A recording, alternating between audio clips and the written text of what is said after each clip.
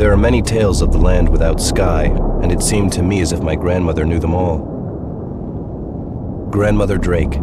She always told me that in such a place no star of hope could shine, nor sun of life, nor moon of love, unless the people themselves became lights in the darkness. I remember there was one story I could never hear enough. It was the heroic tale of a very wise man who lived at the time of the Great Migration. The surface had been stricken with cataclysmic natural disasters, forcing people to leave their shattered lands for a dark and painful refuge beneath the sea. The man, known as MacGregor, was a visionary scientist and one of the last prophets on Earth. He probed the limits of scientific knowledge in a dozen fields, trying to discover the tantalizing secrets that remained. As I listened, I often imagined that I myself was a descendant of the great MacGregor. The story began in the 22nd century with his discovery of a mysterious sea creature on a beach in northern Scotland. No larger than the palm of MacGregor's hand, it looked like a horseshoe crab. The scientist took the creature to one of his laboratories and examined it more closely, and what he discovered was so unspeakably horrifying that fear and dread almost drove him insane. Then, when he and his staff tried to incinerate the creature, it refused to burn. When they tried to crush it, the hydraulic press shattered under the strain. I pestered my grandmother to tell me what was so horrifying about the creature, but she would only lower her voice and say, "It was made of flesh and gold, and of another metal that does not exist on Earth, and it could reproduce itself. Woe betide the man who finds such a creature. Woe betide him, because legend says it will be his ruin." Thoughts of such creatures still lurking in the seas, still reproducing themselves, gave me endless nightmares. In my daydreams, I pretended that I too would become a scientist and invent a weapon capable of destroying those creatures once and for all. My grandmother always said a single person could change the world with their mind, but whether that change was for better or worse was up to them. A single individual could sway the world as much as the masses, she said, if they were right. MacGregor soon turned his mind to constructing incredible submarines the world had only dreamt of before, and in so doing laid the foundation of submarine technology for centuries to come. Without his knowledge, humanity could never have evolved enough to occupy the oceans. I always feared the ocean's black waters, but I also longed to defy their wretched confines. Like MacGregor before me, I wanted to make discoveries and adventure with the likes of the brave mercenaries my grandmother spoke about. I was 9 years old when word of my mother's death reached us. She'd been managing Drake Enterprises, the family shipping company, which at that time included a respectable fleet of freighters. Then, pirates pillaged her ship off Cape Horn. Her body was never recovered. My father, Alonzo Drake, born Alonzo de Granada, was heartbroken. 3 years later, without so much as a goodbye, he left us to make his fortune in the oceans. I never understood why he abandoned his only son and his family business just like that. Grandmother always said he'd gone off with his brother, another adventurer. When I myself began to dream of adventures in Aqua's inky depths, I feared I had inherited my father's restless blood. My grandmother thought him irresponsible and said he'd probably found a grave on the sea floor by following the tracks of an angel. That was her poetic way of saying he'd lost his mind. After father disappeared, grandmother took over the company, but contracts were few and far between. Soon our financial backers withdrew and the fate of Drake Enterprises was sealed. When I grew up, I worked as a pilot on our last remaining freighter, the Harvester. My nightmares grew fainter over time, but my daydreams of life as an adventurer held fast.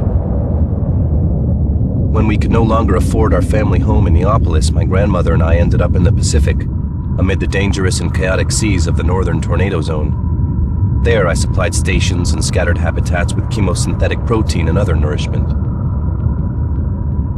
My grandmother died quietly in her sleep, and soon after, I, William Drake, decided to follow the tracks of the angels too, as my father had before me.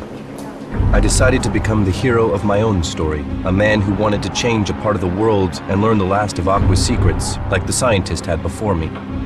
Yet I didn't reject my grandmother's teachings.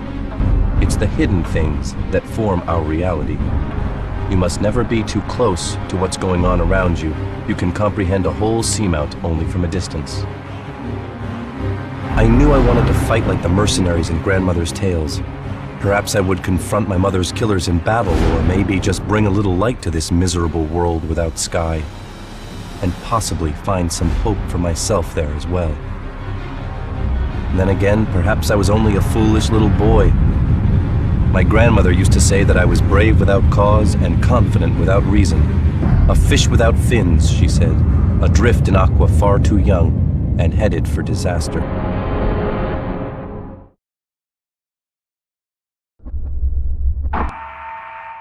Harvester. Freighter of the Drake Enterprise. Hey, damn it! This is an SOS. I have a ship on my scanner. Will somebody answer me? This is the Bentho 7. Hello? Bentho 7? Can you hear me? I have received your distress call. My name is William Drake. This is Captain Hank Bellows. My goddamn bilge is filling up, and the stabilizers on my ship are out. I have negative buoyancy. I don't care whose butt I need to kiss. Send help, or me and my family aren't going to be around much longer. Don't panic, Senor Bellows. I'll help you. Call me Hank. Saves time. Where are you? To your west, Hank. There are some massive ridges here, though I can't get over them. I'll upload my nav data onto your onboard computer. It'll show the canyon we're in. I was trying to find a shortcut because the Pacific's swimming with pirates round here. Now we're stuck! Unless you can take us in tow, Drake! My freighter won't fit through that canyon. Don't you have a scout or something? Come on! Right, I'll come get you in my boat, Hank. Just give me a minute to batten down in case any pirates show up. Aw, shit, man, there's no time for that! My little daughter's already fainted.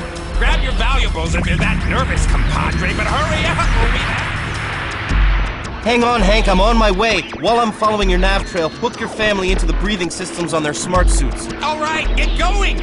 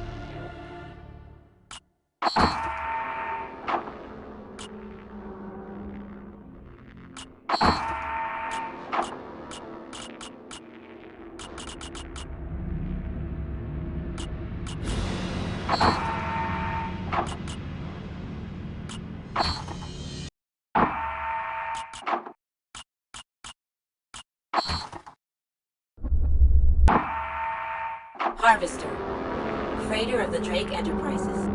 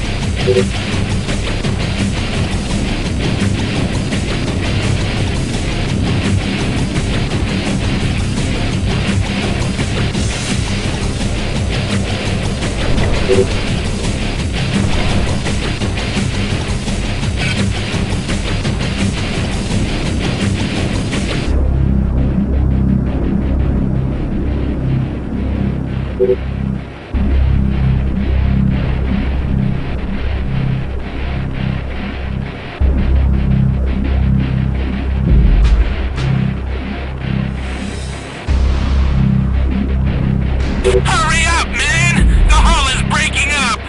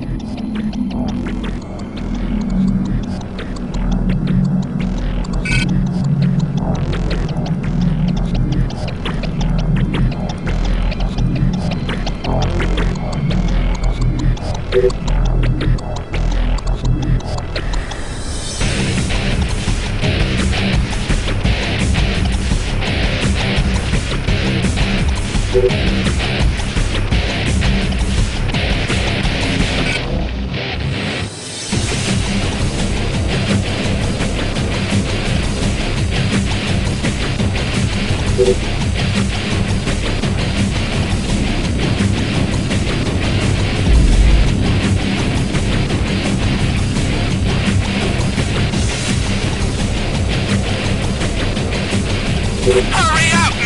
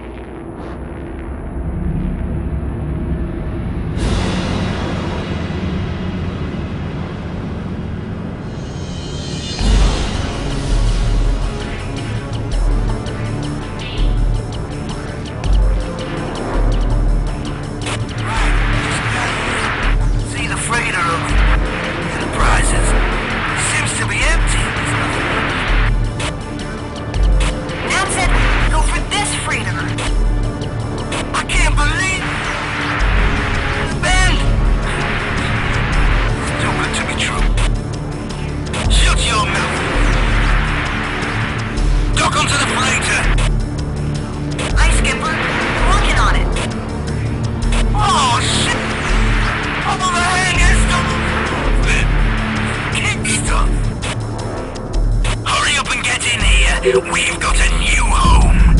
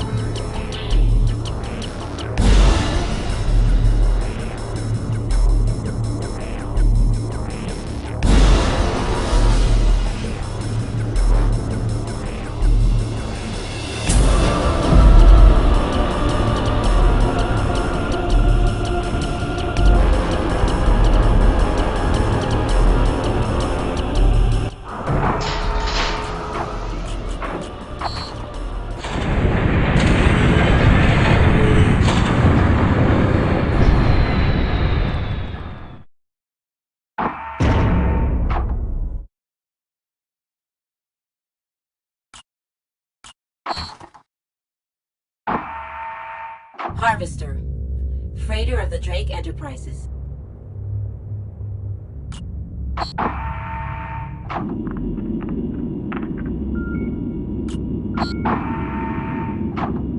What do you want, mate? Some answers. Wrong place, wrong time. Shove off.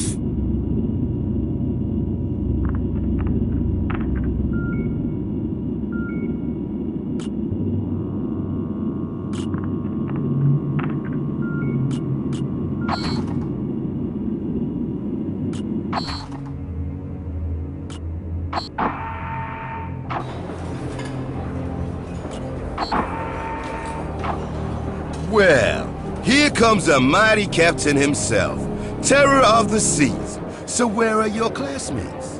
What? My what? Sorry, you're so naive. I figured you must be out here on a field trip. I was responding to an SOS. Let me tell you something, landlubber. Anybody sends an SOS around here, and you can bet they're a pirate. Hell, Hank Bellows has been working that fake SOS sub-story for years. We just used him to help us board your ship. What? What do you want? All of your gold. I don't have any gold. My name is William Drake. You're Bellows' men? Nah, Bellows is a damn creep. We were shipwrecked. Now you're rescuing us. Like I had a choice. Them's the breaks in the rescue business, man. Lend someone a hand and you're as likely to lose your arm.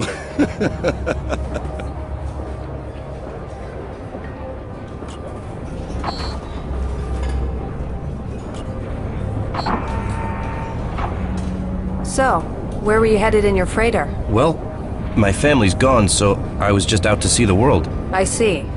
Well, let me give you a little advice. That's gonna be tough to do with your eyes closed.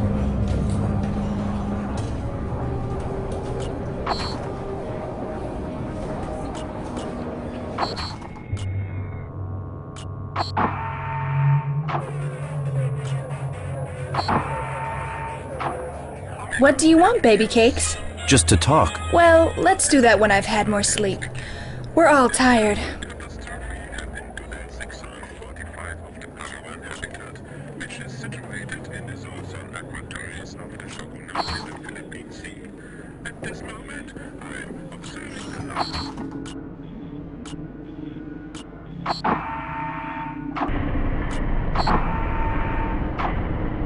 Oh, that damn light! Oh, sorry. Shove off!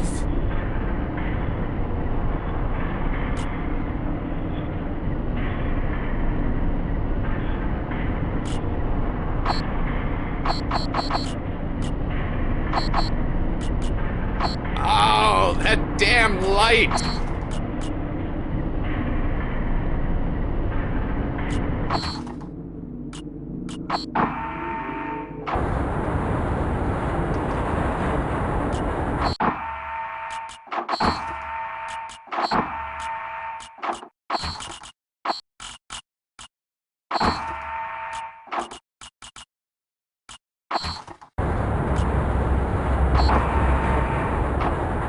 You've got a good heart, boy, but you're a bit soft in the head.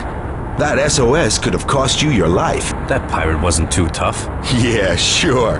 Bellows is as harmless as a sea anemone as long as he's drunk, but watch out when he's sober.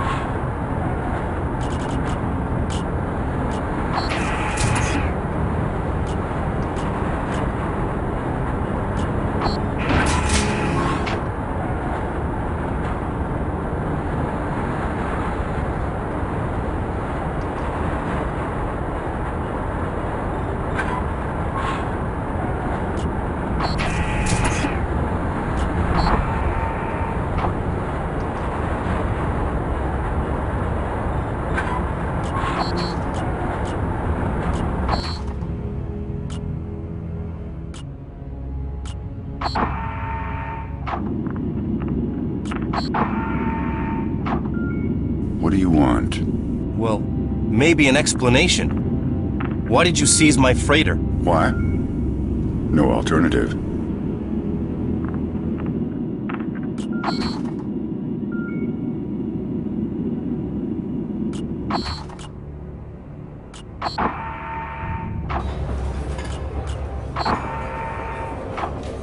Where are you headed? Following the bowsprit, man. Which is following Amitab's nose. And where will that take us? To Atacama City, I hope. Where Lindy, Mary, and Juanita are waiting for me. 3 broads in every port, man. It's natural. What's going to happen to me? This is a tornado zone. So Amitab's gonna make nice with Iwan King's guys. That's how it is. You scratch my back, and I scratch yours. And listen, you better show the old man you got cojones. Balls, man. Amitab likes people to prove themselves. What on earth do I have to prove? That you got fire in your belly. Speaking of which, I heard some tourist punks are shooting up the sea off Lima too. They steal boats at home, then they come over here to shoot the place up. Good opportunity for you to impress the skipper, and for me to tag along.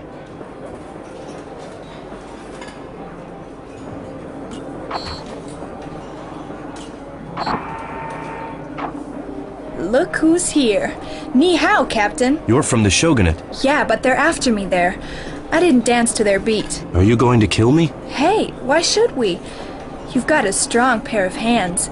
So as long as you make yourself useful, nothing's going to happen to you.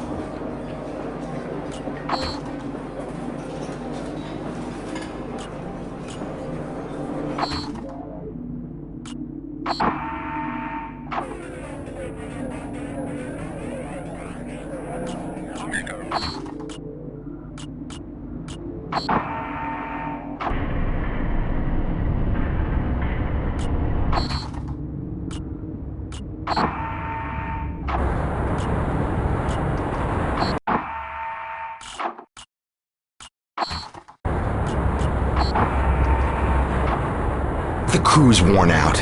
If Stoney threatens you, just pay no mind and be on your way. Easier said than done.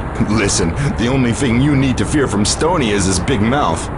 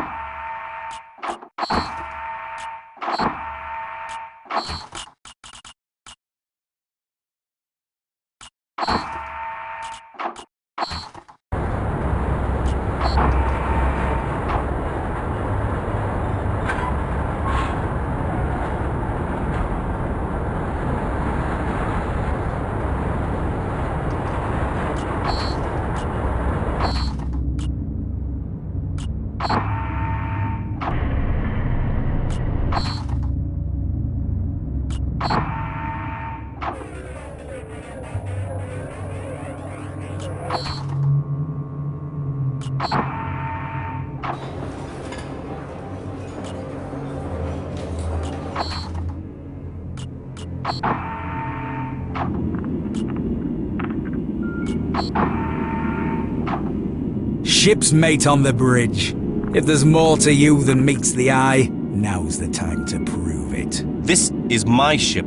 I don't have to prove anything. You prove what I tell you to prove. Now, what you doing all alone on such a big freighter? This is my family's last ship. It has an auto-loading system. It also has no cargo on board. What are you doing out here, mate? Well, just taking a look at the world. So little Willie wants to see the world. Well, he's about to get an eyeful. Some inebriated punks are terrorizing Lima too. Go blow their ballast and send them to the bottom. Oh, okay. Why not? Do I have any choice? Sure. It's sharp and shiny like my knife. And don't even think about running off, Willie. I don't know why, but Nat says you stay with us. Now, off you go. Stoney's ready and waiting. Aye, Skipper. Listen, we're performing a public service, chasing those parasites out of the territory. You're doing me a service by blowing them away. Besides, the zone always seems to cough up something nice when you protect an ELF node. Salam.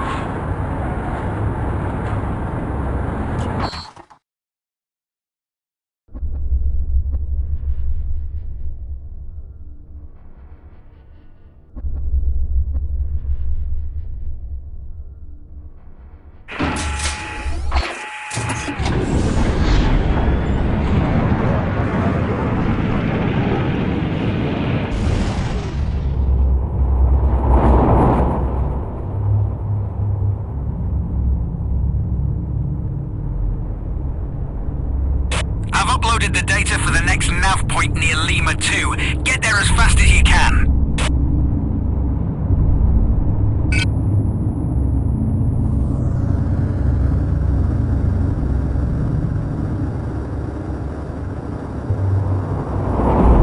Damn! 2 terror freaks! Stony, Mayday, you two hang back. I want to see if Shorty's got what it takes. Confirmed. Oh, and I really wanted to blow my tubes dry, Skipper.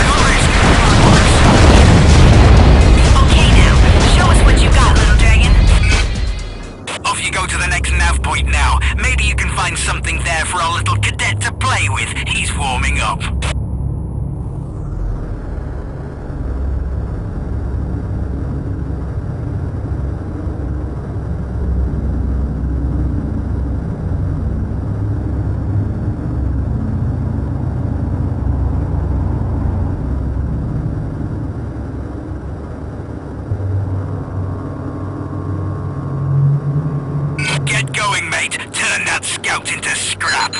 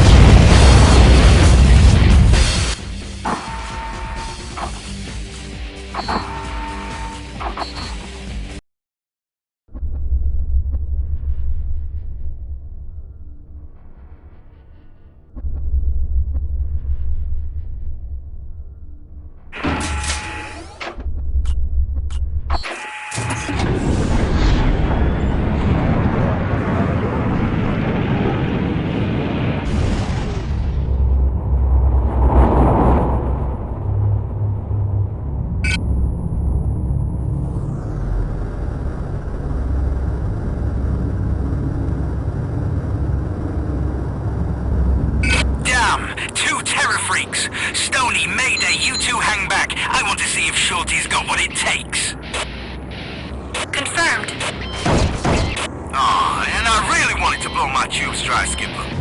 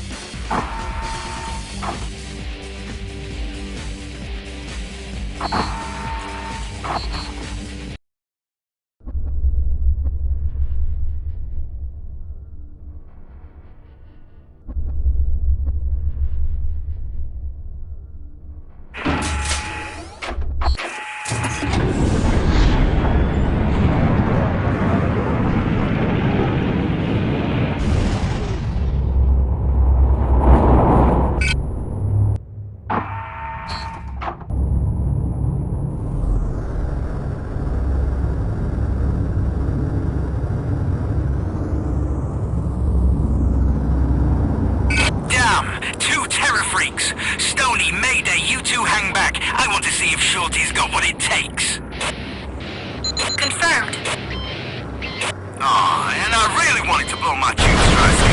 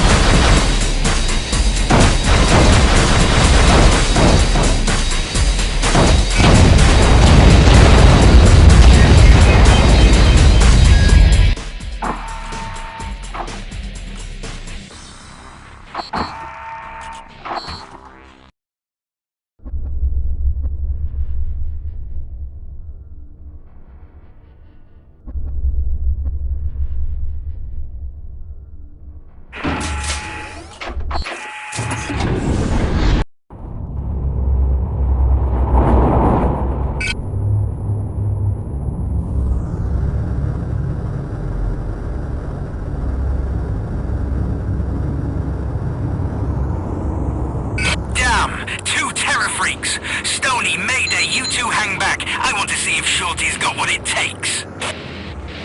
Confirmed. Oh, and I really wanted to blow my tube strike, Skipper.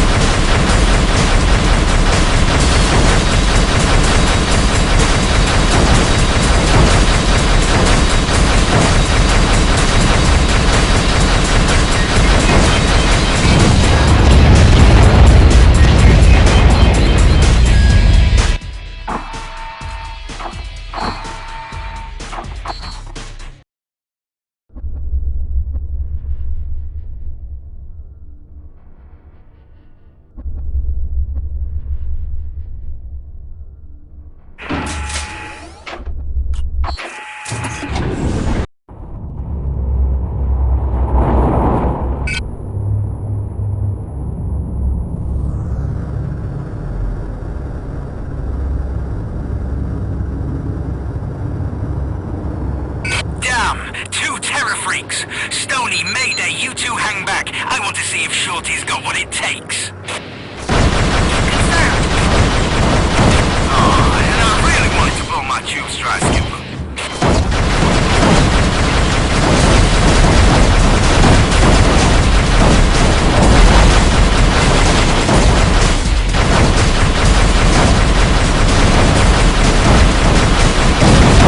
Man, that is the bullseye.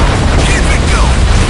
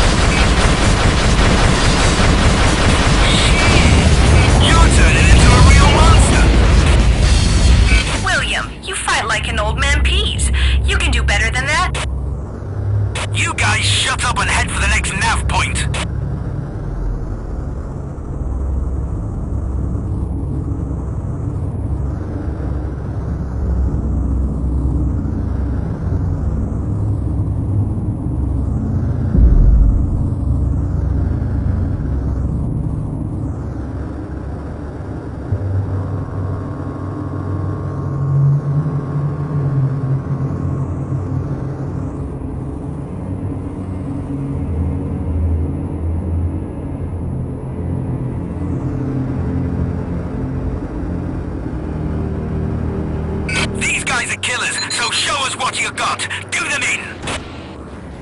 Hey, Skipper. Maybe that's one too many for our little fish. No